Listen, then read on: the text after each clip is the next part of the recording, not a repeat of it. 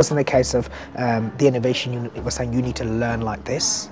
It was, okay, look at your skills, look at the areas you want to work within, look at the areas you want to improve in, and how can we set those skills up and match you with somebody who perhaps has those skills or has been developing those ideologies or philosophies in a different country.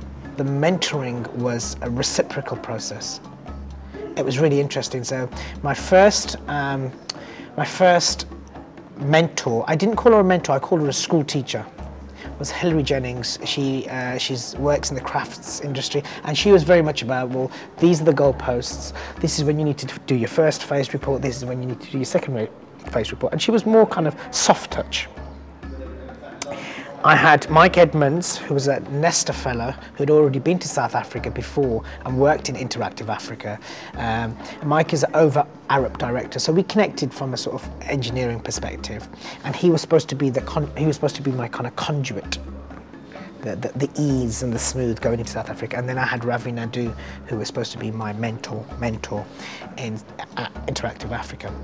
And the relationship between all three mentors was really interesting. People say, oh, that this is your mentor, or this is it. It really depends on your personality. It depends on what you want to bring into this playground of life and love. I had this ideology that I would be following Ravi around for 2 to 3 months, and I'd be learning. My learning was radically different to what I perceived it to be.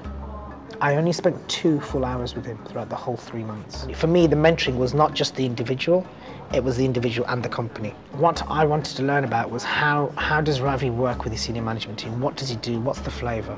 How does he bring the spark? It wasn't a case of me walking around carrying these 9 mobile phones, because that would have been irrelevant. It was just a case of those 2 hours were invaluable, and for me it was around conversations within the company. Without trying to sound too theatre, it radically changed the way I want to work in the UK. It's almost like refreshing. I don't want to do that. I don't want to do this. I want to work in that particular way. What makes a good mentor is somebody that is open,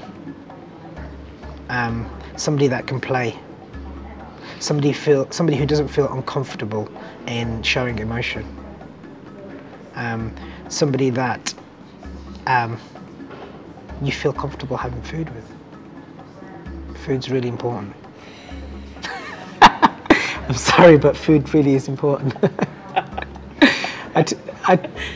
Yeah. Somebody you can actually, take back to your house and feel comfortable introducing to your family. Those personal human things are really important. I think people get wrapped up in acronyms and letters and positions and stuff like that. I think your local butcher could be your mentor.